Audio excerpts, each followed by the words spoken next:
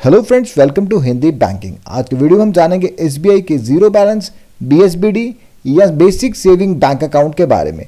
SBI में आप basic saving bank account कैसे खुलवा सकते हैं, एलिजिबिलिटी क्राइटेरिया क्या रहेगा, आपसे क्या क्या चार्जेस लिए जाएंगे और इसको ऑपरेट करने के क्या रूल रेगुलेशन रहेंगे। आज की वीडियो में ये सारी चीज़ें हम डिस्कस करेंगे।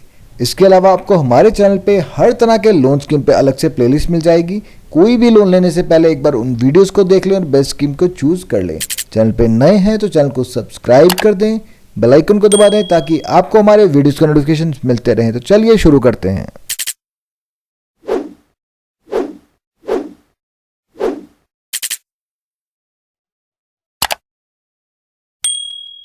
एसबीआई का बीएसबीडी या बेसिक सेविंग बैंक अकाउंट क्या है? दोस्तों, एक जीरो बैलेंस अकाउंट है। गवर्नमेंट की स्कीम है। गवर्नमेंट ने स्टार्ट की थी scheme specially for poor and under privileged people जो कि बैंक से कनेक्टेड नहीं थे।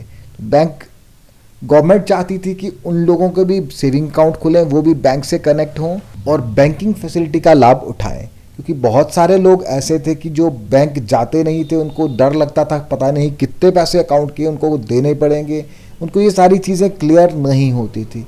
इसलिए गवर्नमेंट ने जनधन अकाउंट की स्कीम स्टार्ट की थी जिसके अंदर बेसिक सेविंग बैंक अकाउंट खोले जाते हैं किसी भी बैंक के द्वारा एकदम ज़ीरो बैलेंस पे। ज़ीरो बैलेंस पे ही उनको एटीएम कार्ड दिया जाता है, पासबुक दी जाती है, सारी फैसिलिटीज़ उनको दी जाती हैं बिल्कुल ज़ीरो बैलेंस पे। बीएसबीडी अकाउंट तो आप किसी भी बैंक के पास खुलवा सकते हैं, बट एसबीआई बीएसबीडी अकाउंट का आपको ये फ़ायदा है कि ब्रांचेस बहुत ज़्यादा हैं, आपको सर्विस अच्छी मिलेगी। आप कहीं भी जाएंगे आपको ब्रांच की अवेलेबिलिटी मिल जाएगी और कहीं से भी आप इजीली ट्रांजैक्शन कर सकते हैं। अब बात रही अकाउंट खुलवाने की, तो अकाउंट आप किसी भी नियरेस्ट ब्रांच में जाके खुलवा सकते हैं। ऑनलाइन चैनल्स भी अवेलेबल हैं, वहाँ से भी आप रिक्वेस्ट कर सकते हैं। बट कंडीशन यही है कि अगर आप एसबीआई में अकाउंट खुलवा रहे हैं तो एसबीआई में आपका ये फर्स्ट अकाउंट होना चाहिए।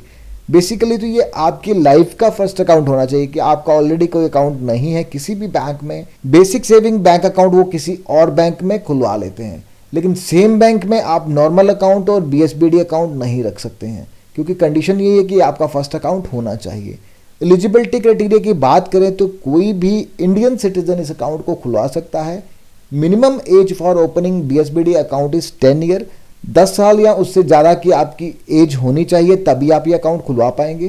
और 10 साल से बच्चा कोई भी ऊपर है तो वो अपना सेल्फ ऑपरेटेड अकाउंट खुलवा सकता है, साइन कर सकता है। लेकिन अगर अकाउंट ओपन करवाते टाइम आपकी एज 18 से कम है तो आपके पेरेंट्स में से किसी को एज गार्जियन ऐड करना मैंडेटरी है, उसके बिना आईडी ओपन नहीं होगी। जब आपके गार्जियन को ऐड किया जाएगा तो आपके साथ साथ आपके गार्जियन को भी अपने डॉक्यूमेंट्स देने होंगे। अब बात करेंगे डॉक्यूमेंटेशन की, कौन कौन से डॉक्यूमेंट्स लिए जाएंगे एसबीआई बीएसबीडी अकाउंट को ओपन करने के लिए। तो डॉक्यूमेंटेशन बहुत ही सिंपल होती है। किसी भी सेविंग अकाउंट में अगर आप अकाउंट खुलवाते हैं, एक आपको एड्रेस प्रूफ देना होता है, एक आपको आईडी प्रूफ देना होता है। ये दोनों ही पर्पस आपका आधार कार्ड फुलफिल कर सकता है। आधार कार्ड सफिशिएंट है इस अकाउंट को खोलने के लिए। अगर आपके पास पैन कार्ड है तो आप वो भी दे सकते हैं। आधार कार्ड से भी अकाउंट खुल जाएगा। साथ में आपको अपने लेटेस्ट पासपोर्ट साइज फोटोग्राफ्स देने होंगे। एक पासबुक पे लगेगा, बाकी के 2 या 3 बैंक के पास रहेंगे, आपके अकाउंट ओपनिंग फॉर्म के ऊपर लगेंगे। तो यही डॉक्यूमेंटेशन अगर आप माइनर हैं तो गार्जियन को भी देने पड़ेंगे। अगर आप मदर या फादर को ऐड कर रहे हैं, 18 साल से कम एज है तो उनको ऐड करना पड़ेगा। तो जिसको भी ऐड कर रहे हैं उनका भी आपको सेम डॉक्यूमेंटेशन देना पड़ेगा। एक चीज़ और है कि अगर आप बेसिक सेविंग बैंक अकाउंट खुलवा रहे हैं, कल को आपकी नीड्स या रिक्वायरमेंट ज़्यादा बढ़ जाती हैं तो आप उस अकाउंट को नॉर्मल अकाउंट में भी कन्वर्ट करवा सकते हैं। बेसिक सेविंग बैंक अकाउंट को आप सिंगली या जॉइंटली किसी भी तरीके से खुलवा सकते हैं और इसमें कोई भी ऑपरेटिंग इंस्ट्रक्शन दे सकते हैं। अगर जॉइंट अकाउंट है तो इसमें आप इधर और सर्वाइवर, फार्मर और सर्वाइवर और एनीवन और सर्वाइवर का भी ऑपरेटिंग इंस्ट्रक्शन दे सकते हैं। सिंगल अकाउंट में तो नॉर्मल सेल्फ ऑपरेटेड इंस्ट्रक्शन ही रहेगी। आइए जानते हैं एसबीआई बीएसबीडी के कौन कौन से बेनिफिट्स आपको मिलने वाले हैं। तो सबसे पहला इसका बेनिफिट रहेगा कि ये जीरो बैलेंस अकाउंट है, आपको कोई भी मिनिमम बैलेंस मेंटेन नहीं करना है।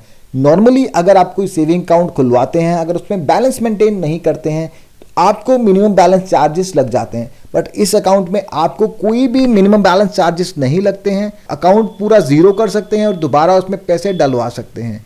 बट अकाउंट के जो डॉर्मेंट के रूल हैं, इनऑपरेटिव के रूल हैं, वो सेम हैं जैसे कि नॉर्मल अकाउंट्स में होते हैं। इसलिए अकाउंट को डॉर्मेंट ना होने दें, इसमें ट्रांजैक्शंस करते रहें।